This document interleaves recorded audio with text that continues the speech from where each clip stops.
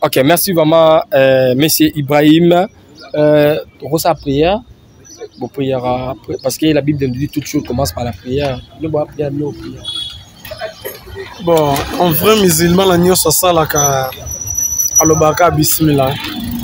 Alobani bismillah rahman rahim. Na kombo ya Nzambe. Après ba classe dans ya théologie, na sali mo ba recherche, mo na ba religion mususu koyeba ndenge nini komanyola makambo ya bonzambe. Koyeba bonzambe za nini. Nzamba salaki nini liboso na ozo sala na oya zaka nango posa pona ya bato. Tona makomia ota Biblia, Bible bozaka na nini? Le Coran, le Coran. Dans le contenu où est la Bible, est dans le Coran, mais na kata Coran majorité ba limboli makambu bien na bosolo. Bosolo ya makambu ndenge zalaka par rapport ya Bible. Ah bon? Oh, mais dans lobby non, et bon Exode à Jésus. On se lobby que chrétien, bon ça va Bible Exode à Jésus, tes amis ont commandé à Moïse, ya Moussa salam. Si vous avez commandé nyonso wana banda jeunesse, ti okende na Lévitique. Yebisanga eza makambo isa komite. Jésus Christ obino bobengi. Eza makambo ya ba prophète o bazalaki liboso. Que Coran et copia ka Bible té. Et copia ka Bible té parce que avant ça la Bible basangisa ki ba livre belé. O ezo contenu bi ke biso to. Eza ya ba chrétien. Na lobi boye. Ba livre o eza na kati ya Bible eza ya binomo ba chrétien té parce que ba prophète souvent na ba terri christianisme té. Oh, parce que les gens confondent les choses. Isa salam Jésus-Christ, paix sur lui, avait dit quoi? Je ne suis pas venu pour abolir les lois de Moïse. Je ne suis pas venu pour abolir les lois de Moïse.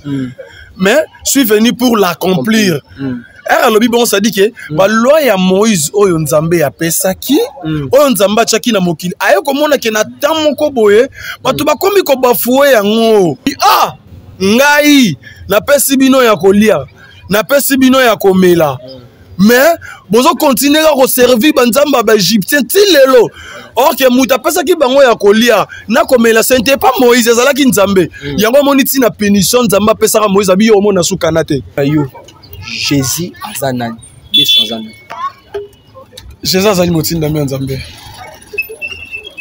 Ona o Jésus azali motinda na nzambe. Asa motinda me nzambe. Jésus azali nzambe te.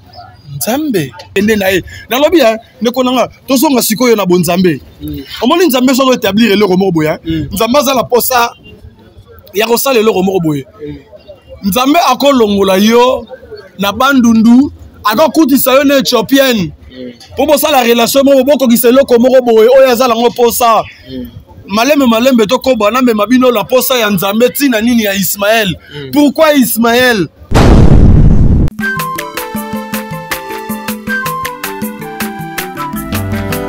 Mwana moto te po akosangai abongwani pete po awangana nzambe ya le nazarien le nazarien le nazarien le nazarien bana kitoko koma mokondima atako babakolaki mafuta na mosakolima lelo ya yo bolingo ebateli le nazarien lipamboli oyo mona na katempeni mama kantelobi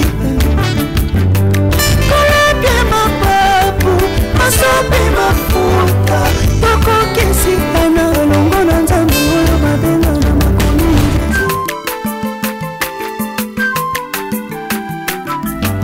aza mwana moto te po akosangai abongwani pete po awangana nzambe ya le nazarien le nazarien le nazarien. Efada Thank you Fada, cher ami fidèle, la balade sont toujours Bozora Libako qu'on a vu sur la carte chaîne Abino Yali Nazareth TV, la carte émission Abino Table Sainte où est présenté par votre humble serviteur Dadi Moukoya. Je dis un grand merci à l'équipe Mobimba Yali Nazareth, je dis un grand merci à mon PDG et Maman Tiffany Moukoya, la princesse de l'éternel. Je dis un grand merci à Jires, ma caméra, pourquoi pas Alain Kiaka, la Lobo Kanzame, Ozana Régie. Le Table Sainte, Nazala Moko, il y avait invité, vous avez vraiment surpris. abonné les Nazaréens, vous avez vraiment étonné à Royamba Moko, il y a Mixima, la comme il y a Ibrahim. C'est avec lui nous allons nous entretenir tout au long de cette émission. Les sujets qu'on va parler, non, moi na promesse avec Isaac, mais Mixima non, moi na promesse avec Isaac, avec Ismaël. Vous allez brancher, vous allez connecter na tête auto sur na tête auto ça à coup limbo la biso expliquer biso la vérité ou est bon banaki est-ce que c'est sûr que ne batu balobaka moi na promesse avec Isaac. Vous avez branché, vous avez connecté, vous avez abonné à Bisso. Avant d'abord, présenter Ibrahim, monsieur Ibrahim. Dans ce qu'on a régi à Tchèque, quand tu peux édifier à Bananzambe, aussi la Bananzambe, le Kumu, le Sakomo Konzi, il y a la servante dédiée, Maman Tiffany Mokwa, et puis on se retrouve après cette chanson.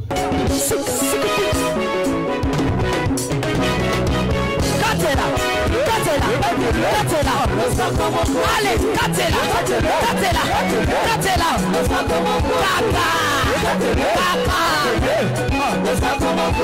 Yambaloya taba pasteur bakokata. Allez, Katela,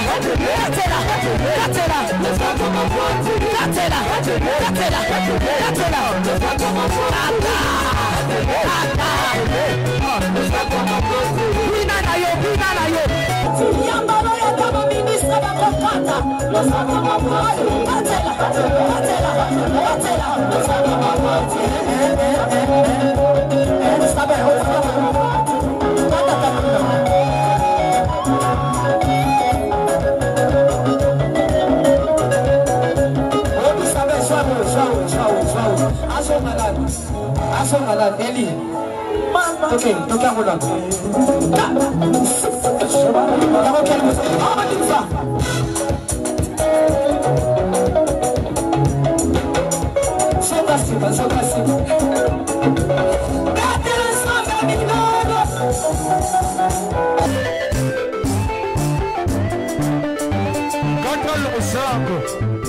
Katela nzambe lo sako na sesiko.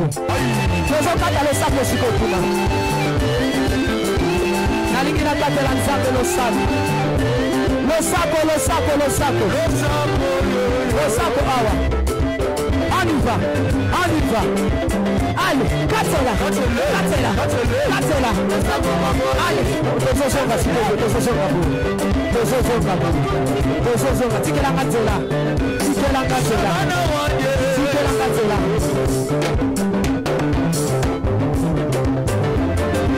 S'il vous plaît,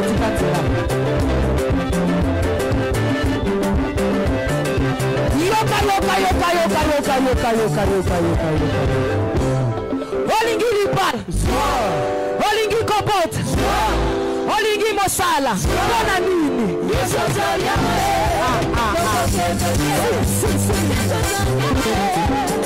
La girafe sur ma caméra. Avant de présenter mon invité, Monsieur Ibrahim. Bonjour, Monsieur Ibrahim. Bonjour, papa journaliste Edadi. Santé Nini. Santé Zamalamu. On lui a Allah, nous sommes qui de péter, à se battre la musique. On lui a Allah, nous sommes qui péter. Moi, gentil par rapport à tout le monde, Libako Yakolanda en ce moment. On a remercié les téléspectateurs, nous sommes branchés sur pour nous Rolanda Bisso. Mbote nabino ala abenir bino afongola banzela place nyonso ya mabezalaki ala kitisama wana ye apesa lipamboli na ye na bafere nyonso na makambo nyonso projet nyonso idée nyonso ala abatela bino apesa bino baposa na bino. Ok, merci vraiment Monsieur Ibrahim. Rosa prière. Bon prière parce que la Bible nous dit toute chose commence par la prière. Nous va prier nos prières. Bon, en vrai musulman, la nuit salaka alobaka bismillah. Alobani ni bismillah rahman rahim. Na kombo ya nzambe sili. Alors na kombo ya nzambe nyonso eko salam. Ok, merci vraiment Monsieur Ibrahim. Toyinto d'abord qui est d'abord Ibrahim, on se présente tout d'abord Ibrahim Azanani par rapport à téléspectateurs pour bon la ce moment. Ibrahim Kandere Azali moko ya ba chercheur na kati ya Islam. Azali théologien nazwi mota ya kokende kelasi mpona kotanga makambo tali bonzambe me na kati ya Islam après la classe ya théologie nasali mo ba recherche mo na ba religion mususu koyeba ndenge nini komanyola makambo ya bonzambe koyeba bonzambe za nini nzamba salaki nini liboso na ozo sala na oya zaka nango posa pona bato Ibrahim Yohana c'est ba recherche au sali. OK, Ibrahim to mekape ko parler la sujet oyo na ocho ko lobana début ya émission ndenge la Bible nous dit parce que biso doit tourner makomi au taille Biblia bino bozara na nini le Coran Karim Coran Karim na Bible zara ndenge moko bon Coran na Bible eza pena ndenge moko te eza pena ndenge moko te parce que tolobeza ndenge moko eza ba kitabu la livre eza ba kitabu mais eza na ba contenu moko te dans ba contenu o eza na Bible eza na Coran mais na kati ya Coran majorité ba limboli makambo bien na bosolo ya makambo ndenge zalaka par rapport ya Bible moi makambo mususu bon bino mo bozalaka nango bontimaka yango te donc ce qui est bisonde toza na véritable eloko oyo ekobomba biso pona vie. Mais pourquoi question na biso pourquoi pona nini ezalaka que non bozwa makambo oyo ezalaka na kati ya Bible on bomimio na Coran limboli yango na ndenge na Bible mais mama so tali pe mabe mambo ezala Coran yango eza pe na kati ya Bible mais bino bo traduire yango na ndenge na Bible. Mais c'est la sens wana monsieur le journaliste Bible eza ba chrétien. Ah bon? Oh, mais dans lobby non et bon Exode eza Jésus. Parce que le lobby est chrétien bon ça va Bible eza biso Exode eza Jésus tes amis on komami ya Moïse ya Musa salam. Si ko ba makomami nyonso wana banda jeunesse ti okende na Lévitique. Yebisanga eza makambo isa komite Jésus Christ obino bobengi eza makambo ya ba prophète o bazalaki liboso. Et quand le prophète a pris son révélation ayende donc ange Gabriel a tangisi makambo oya yebaki te oya vivra te ange Gabriel malaika Jibril ne ayepa na lokola messager kotangisa ye makambo oyo nyonso elekaka ba révélation nyonso oyo nzamba salaka na ba prophète nyonso ti akoma na tana ye yango yongo moni ekoti na kati ya Coran ezate ke Coran ekopiaka Bible te ekopiaka Bible te parce que avant basa la Bible basangisa ki ba livre belé yango sali Bible sikoyo prophète azali dernier prophète on nzamba tindeli pa tindeli le seul prophète ayeba ki kotanga te ayebi ko komate pe akomi atangi atiki livre c'est Mohammed sallallahu alayhi wa sallam nani bon c'est le prophète Mohammed sallallahu alayhi wa sallam obino obengaka Mohamed mais c'est bon to lando na bokebi soto zangi bien la Bible Yesu aye biso to bika na ye ko abuli mamu ya Ancien Testament na ye ko compris makambo ya cette ba aye ko comprendre yo soto ba non et tout déjà nzambe te ya ko juste comprendre te na lobi te Exode déjà nzambe te na lobi boye ba livre oyo zo contenir bika biso to Yesu ya ba chrétien na lobi boye ba livre oyo eza na kati ya Bible eza ya binomo ba chrétien te parce que ba prophète wana ba teri christianisme te parce que les gens confondent les choses hein que moi je suis chrétien mais Exode toi tu es chrétien c'est que tu suis le chemin de Christ c'est Jésus hein tu suis le chemin de Christ OK Exode Jésus mta comment ki c'est un livre qui existait déjà avant Moïse atikaki Moïse akomaki ba Lévitique on comprend. Ce que Babiloko Moïse a tika geza oh Jésus a tika ki angote. Il y a un Yesu sur le bic a accompli. Mais qu'est-ce que signifie l'accomplissement? Quand on te dit que va accomplir quelque chose, c'est de le mettre en œuvre. Isa salam Jésus-Christ, paix sur lui, avait dit quoi? Je ne suis pas venu pour abolir les lois de Moïse. Je ne suis pas venu pour abolir les lois de Moïse. Mais je suis venu pour l'accomplir. Alors le Bible ça dit que la loi ya Moïse oyo nzambe ya pesaki oyo nzamba chaki na mokili ayo komona ke na tamoko boye batu bakomi ko bafoué yango batu balingi lisusu kolanda ba loi wana te. OK c'était des lois oyo mutu il faut alanda na mokili po azala sauver pour atteindre limite il y a qu'à atteindre perfection na yo, il fallait la loi ya Moïse. Ce sont les seuls et uniques nabi ou bien prophète on nzamba tindi na mokili apesi ba loi o muto akolanda na mokili c'est Moussa salam obino bengi Moïse. Hein? Un de vos journalistes. Vous avez bien. Mais si quoi yo? Il y a Monique ba loi wana. Après le temps ba loi wana ils sont sous respecté te. Ne ayaki koti na mwana na ye. Oyo bino lobi mwana na ye. Biso to lobi ki atindi messager na ye. Messager na ye aya pona ko accomplir. Maloba oyo Moïse ayaki na o batu ba komaki ko bebisa a mettre bango en épreuve. Ki ezalaka boyete ezalaka boye. Peut-être bino bozo memango na ndenga mabe. Bon memango boyete, bon memango boye. Parce que Moïse azalaki trop méchant. Abanda ko expliquer mambo belé bien te. Parce que quand yango moni nzamba pesa ke Aaron pembeni. Po amona ki soka tiki Moïse yemoko. Na ndenge Moïse azalaki c'est que mamunyo so Moïse azalaki nga saté le remonter. Po azalaki soki ayoki likama mabe facilika directement. Parce que mutu asilika pamba anali mutu oya kote maliboso batu te po abanda ko expliquer batu likambo ya manolela batu likambo. Po ebanda ko lukaki alobi likambo ye aoya bino bosali bo. Raisonner Moussa Salam sala erreur makasi. Akenda atiki bana Israël bazo le lanzala. Apesa bango biloko nzamba bimisela bango mai. Mais akei na ngomba kenda pendant 40 jours. Aya ozonga akuti bango likolo ya nzala soki ya 4 jours soki ya 5 jours.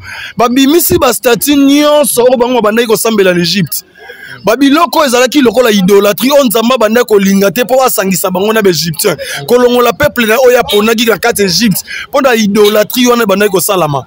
Les mêmes faits oyo ya longola ki kuna, longola bango kuna, aye ko koma na tana akuti bango bazo sala ka loko wana pesa Moïse kanda.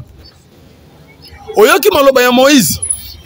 Ko uta na ngomba zo kita, kanda wana akuti bango bazo sala idolâtrie, alobi na bango abi ngai na pesi bino ya kolia. Na pesi bino ya komela. Mais bozo continuer à servir banzamba ba égyptien ti lelo. Or que muta pesa ki bango ya kolia na komela c'était pas Moïse ezalaki nzambe. Yango moniti na pénition nzamba pesa ka Moïse abi yo mona sukana te. Yo omona ka lisusu kanate pona nini? Obi Moïse abona kanate na nini? Kasi parce qu'il y a ce orgueil qui. Asaki orgueil. Asala ki orgueil. Abeta ki nzete na libanga te. Mais nyonso wana ça fait partie ya orgueil oyo nzambe ayebisa ke yo kotikala ka su komona kanate. Ko yebisa batu ke ngam na pesi bino mai ya komela na ya kolia. Beta nzete mbala moko zalaka ka para ya libanga te asala ngo banana mai. Banana mai beta mbala moko beti mba mibale.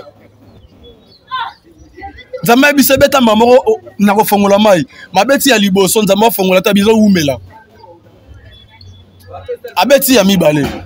Yango na yebisi oke na batan wana nyonso yango moni nzambe ayaki kotinda Isa alayhi salam Jésus Christ pona ko simplifier makambu oyo na tango Moïse ezalaki kilo oyo bakbano mona ngo lokola ezalaki lokola abomination Moïse azo mema biso lokola na libunga azo mema biso lokola to bosa na nature na biso yango moni ba kotinda Jésus Christ pour a simplifier ayaka ko sala simplification ya ba loi ya Moïse. OK.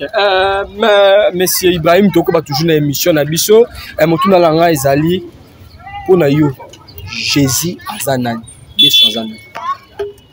Jésus azali motinda mi nzambe. Pona yo Jésus azali motinda na nzambe. Asa motinda mi nzambe. Jésus azali nzambe te. Nzambe. Nzambe par rapport à quoi? Des chrétiens ba que non Jésus azalaki Dieu.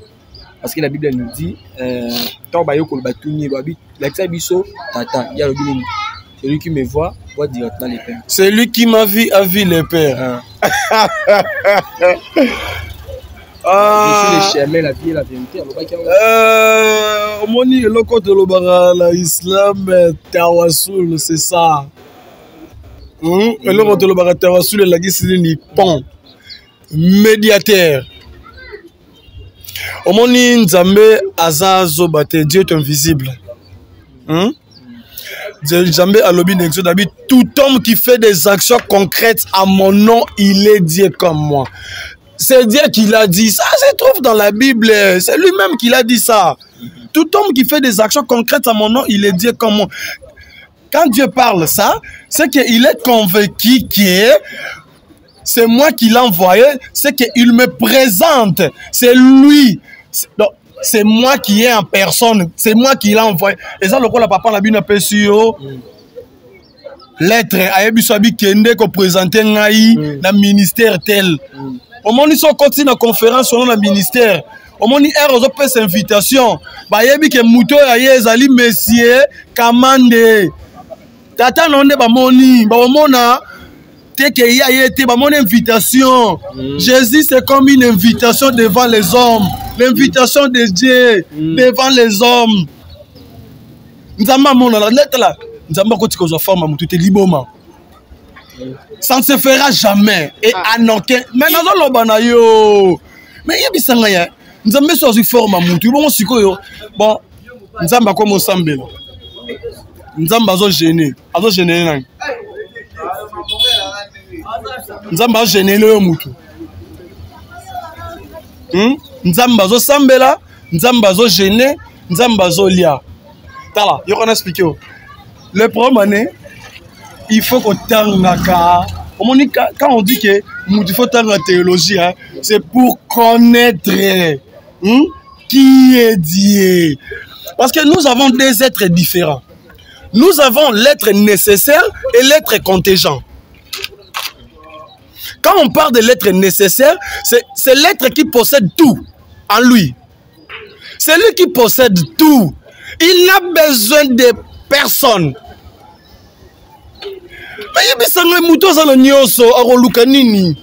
Parce que la nourriture, c'est Dieu. L'argent, c'est Dieu. Le miracle, c'est Dieu.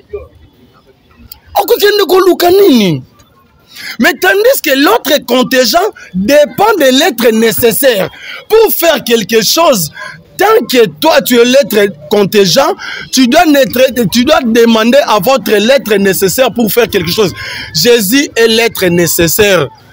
Mais tant que non, Jésus a être nécessaire. A être nécessaire, a être contingent. Contingent. Ouais. Jésus n'est pas dit.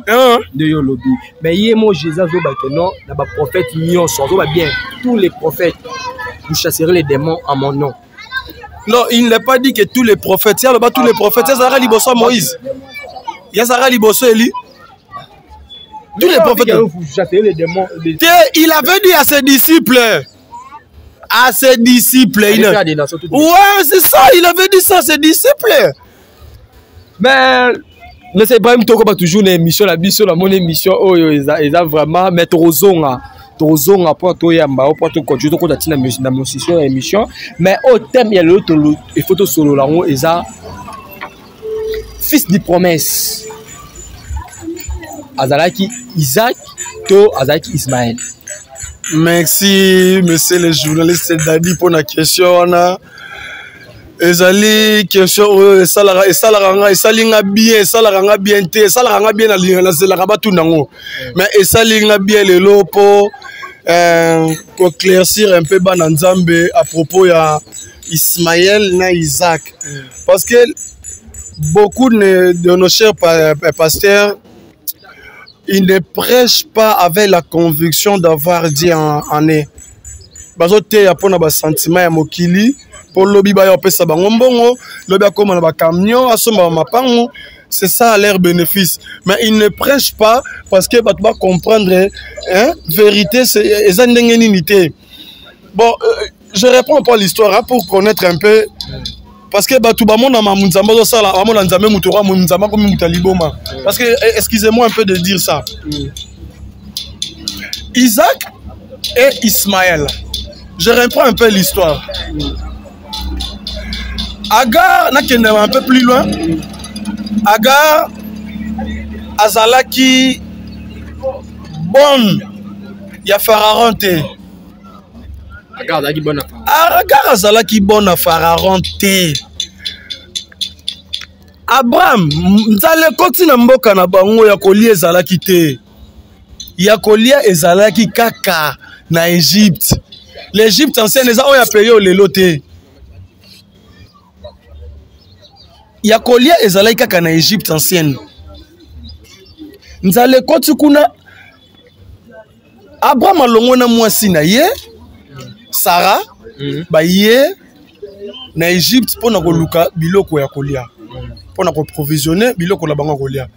Or que baye bisaki déjà Abraham avant kende au moni place ozo kende muto to kende kuna mukonzi ya bango wana alinga kolula basi trop aza mutu ya kolula lula aza mutu akobala bala batu soki bokenda ye o présenter oyo mwasi na yo akoboma yo patikala na mwasi na yo wana ndenge ba conseiller Abraham voilà soki okei batuni ozana ni loba ozana ndeko na yo po obomba ye kokoma na ye na kati ya Égypte ndenge zalaki Égypte soko yambi batu il faut ba recenser bino ba recenser bino batuni ye oyo azana ni abise ma sœur a présenté Sarah ndeko na ye a présenté Sarah mwasi na ye te en Égypte c'était différent a présenté ye petite sœur na ngai bon elle y a présenté petite sœur roi ayebisi ye que ngai na sepeli na leki na yo ya mwasi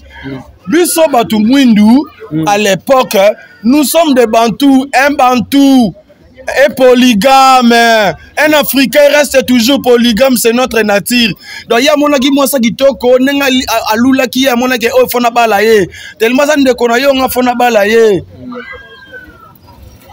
Abraham na kobanga Pharaon andimi que Pharaon a besoin mwasi na ye par rapport que abo ya kalo bakaza mwasi na ngapo ba roboma ye po ba retirer mwasi na ye po a garder vie na ye andimi ko céder Sarah kotika la Sarah tikali soka vandi na roi abana kolela lela basimela ndoto kolela yebika basine bazalaka alingote bango na bakutina bango mwasi azaka mobali moko chez nous ezala mamunyo zaka bongo siko tellement alaki fidèle na mobali na ye azolelela ka mobali na ye trop soka azolela soki Abraham ye Sarah komi calme soka Abraham akei bazala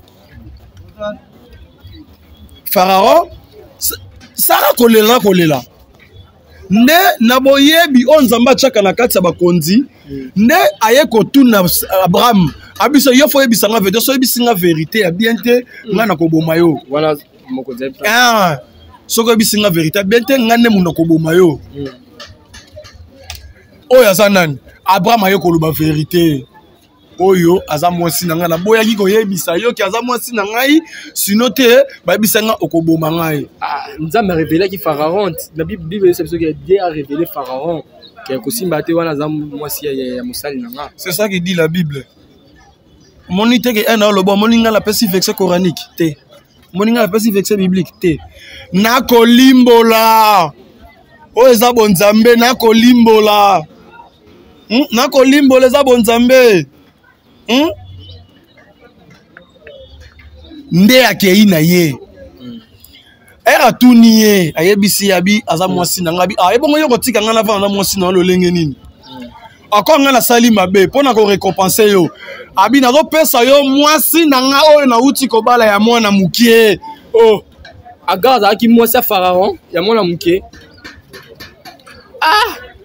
Agar azali boni ya Pharaon te bona agi oyo Agar azalaki na yango angaka azala boni na ye te ezanga azala impossible alaki mwasi na ye ya mwana muke ya suka balaki alobi encore esalami bongo nga nazopesa yo ngai nazopesa yo mwasi na ngai ya suka okende na ye abi mengala za dana mwasi abi te yo kozwa kaka ye okende na ye o nyonso yo kolinga kosala na ye kende na ye akoede yo wana ngani Pharaon apesi Abraham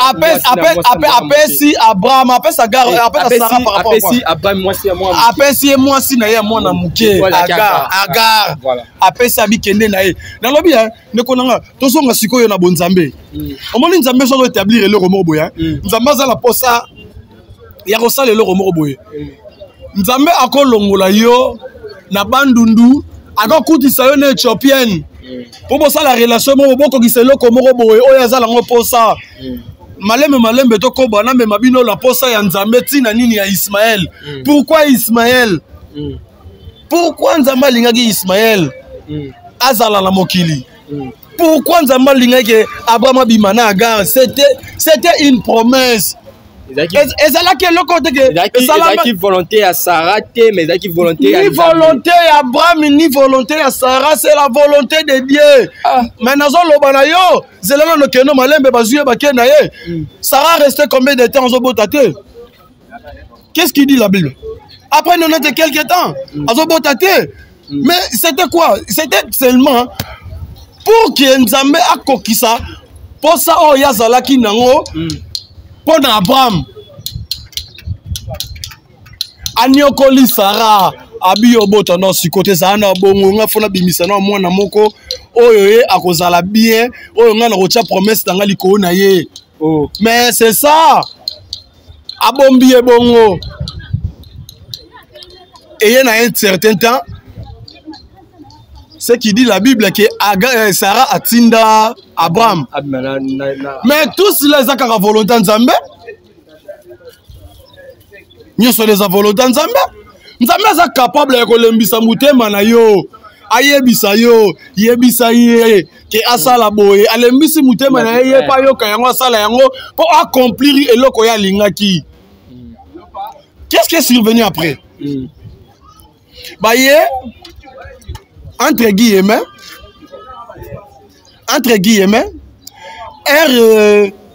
soi-disant, Sarah yebisi, Abraham, il faut botana na Agar. Kobotama. Ismaël a botami. Kokola. Ezwa ki li sous temps. Ezwa li sous temps pour Ismaël Akola. Ismaël Akola qui déjà, comme déjà à peu près 12 ans, donc entre 12 ou 15. Ismaël déjà Akola qui. Et Isaac a eu Kobotama. Et Isaac a botami. Nzambe a ebisana nous, Abraham, donne-moi ton premier fils. Ok. Voilà Tosuki Awa. Tosuki Awa, donne-moi ton premier fils. Voilà tout ce qui a charmé fidèle internet. D'ailleurs, vous êtes tellement nombreux. Il y a une suite à l'émission parce que l'émission est vraiment très très capitale. Il y a tout Bolanda émission, mais le émission Ngonga. Deuxième partie de l'émission au Isali. Vous approchez vos bien à numéro 1, na comment ma question botuna. Deuxième émission numéro Isali. Mais c'est Ibrahim Tosuki Awa pour la première partie de l'émission. Tosuki Awa la première partie de l'émission. Nzambabi donne-moi ton premier fils. Toroke malem maintenant fils de promesse. Est-ce que Isaac Ismaël, to Isaac Isaac. Et pas chrétien, biso ba chrétien parce que moi je suis chrétien. Famille absolument pas chrétien, biso ba fils de promesse Isaac. Mais hier le Isaac était Ismaël. Or pour biso la deuxième partie, la deuxième volet émission Oyo. Tout le mot de la fin, numéro de téléphone sur votre rapport sur par rapport à la première partie de l'émission. Merci na ba onyo sobalandi o yazan la posa ya ko contacter Oustaz Ibrahim plus 243 84 42 69 406 243 84 42 69 406. Mbote Nabino News. Ok, voilà, nous sommes arrivés à la fin de notre émission. C'était votre humble serviteur Dadi Mukwaya. Je dis un grand merci à mon PDG, Maman Tiffany Moura, pour la confiance au PCA, gérant sur Zaki Nassi, ma caméra. Vous êtes tellement nombreux. Vous êtes toujours à l'Obanasuka émission. Vous avez branché deuxième partie, ça. Deuxième partie, Zali.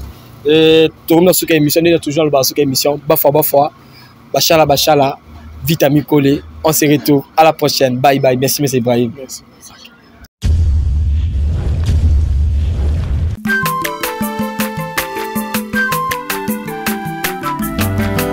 Mwana moto te po akosangai abongwani pete po awangana Nzambe ya le Nazarien le Nazarien le Nazarien le Nazarien bana kitoko koma mukondima atako babakolaki mafuta na musakolima lelo ya yobolingo bateli le Nazarien Lipamboli oye mona na katempeni mama kandelobi